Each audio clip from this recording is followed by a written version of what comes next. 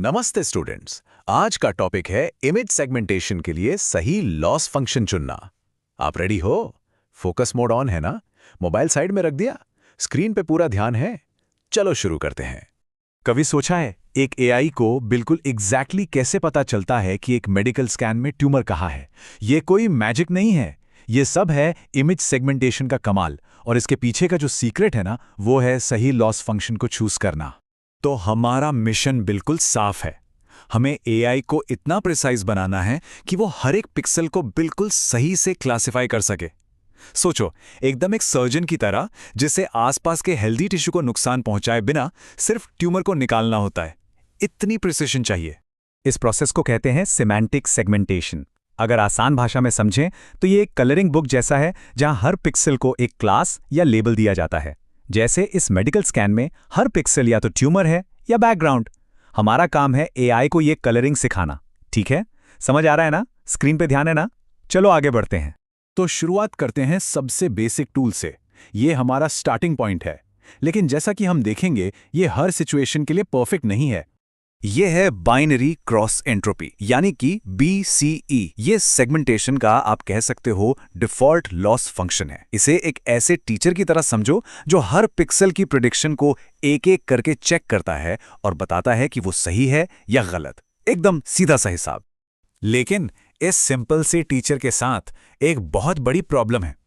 Real world data ना, वो हमेशा परफेक्ट नहीं होता, और यहीं पर BCE मुश्किल में पड़ जाता है। अब इन इमेजेस को देखो, ये प्रॉब्लम को साफ साफ दिखाती हैं। जो व्हाइट पिक्सल्स हैं वो ट्यूमर हैं, और जो काले पिक्सल्स हैं वो बैकग्राउंड। दिख रहा है ना कि ट्यूमर का एरिया बैकग्राउंड के मुकाबले कितना छोटा है। इसी को हम कहते हैं इम्बैलेंस्ड डेटा। अब जरा सोचो, अगर 99% पिक्सल्स बैकग्राउंड हैं, तो मॉडल के लिए सबसे आसान रास्ता क्या होगा? वो शायद उस छोटे से ट्यूमर को इग्नोर करके सिर्फ बैकग्राउंड प्रेडिक्ट कर देगा और उसे आराम से हाई स्कोर मिल जाएगा। लॉजिक समझ आया या सिर्फ देख रहे हो? यहीं पर BCE जैसा बेसिक टूल फेल हो जाता है। तो इस इम्बैलेंस की प्रॉब्लम को सॉल्व करने के लिए हमें थोड़े स्मार्टर टूल्स की जरूरत है। ये टूल्स आम टीचर नहीं, बल्कि सब्जेक्ट मैटर एक्सपर्ट्स हैं। पहला सॉल्यूशन है वेटेड BCE। ये उस छोटे इंपॉर्टेंट क्लास जैसे कि ट्यूमर पर ज्यादा पेनल्टी लगाता है अगर उसकी क्लासिफिकेशन गलत हो। और दूसरा है फोकल लॉस। ये मॉडल को कहता है कि भाई, जो आसान एग्जाम्पल्स हैं जैसे बैकग्राउंड, उन पर टाइम वेस्ट मत करो, और मुश्किल एग्जाम्पल्स यानी ट्यूमर पर फोकस करो। अगर इंटरव्यू में पूछा गया कि इम्बैलेंस डेटा के लिए कौन सा लॉस फंक्शन यूज करोगे, तो बता पाओगे? इस कॉन्सेप्ट को दिमाग में अच्छे से बिठा लो, बहुत काम आएगा। ओके, चलो अब स्ट्रैटेजी बदलते हैं। कभी कभी हर एक पिक्सल को ठीक करना उतना जरूरी नहीं होता जितना कि ऑब्जेक्ट का ओवरऑल शेप ठीक से पकड़ना। और यहीं पर डाइस लॉस काम आता है। स्क्रीन पर देखो, बाइनरी क्रॉस एंट्रोपी एक डिटेल्ड ओरिएंटेड टीचर है जो हर छोटी छोटी गलती पकड़ता है। वहीं डाइस लॉस एक बिग पिक्चर वाला टीचर है, उसे फाइनल शेप की ज्यादा परवाह है। वो ये देखता है कि आपकी प्रेडिक्शन असली शेप से कितना ओवरलैप करती है। ये डाइस लॉस डाइस कोएफिशिएंट से आता है।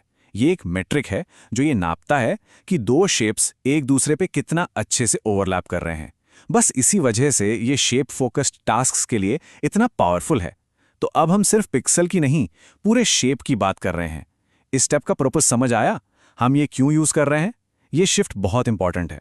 चलो, अब तक हमने जो भी सीखा है ना, उसको एक प्रैक्टिकल गाइड में बदलते हैं।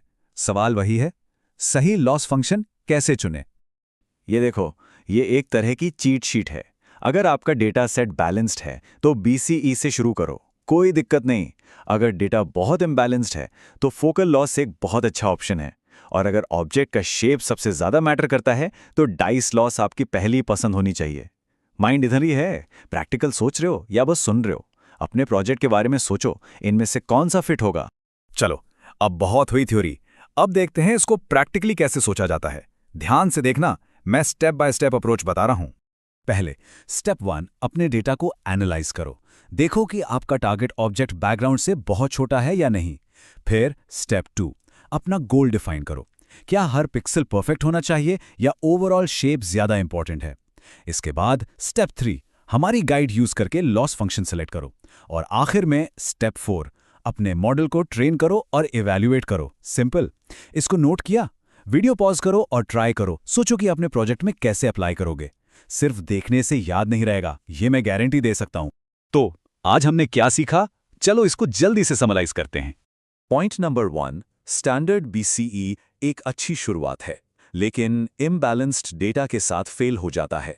पॉइंट नंबर 2, डेटा इम्बैलेंस के लिए फोकल लॉस और वेटेड BCE स्मार्ट सॉल्यूशंस हैं। और पॉइंट नंबर 3, जब शेप और ओवरलैप पिक्सल से ज्यादा जरूरी हो तो डाइस लॉस बेस्ट है।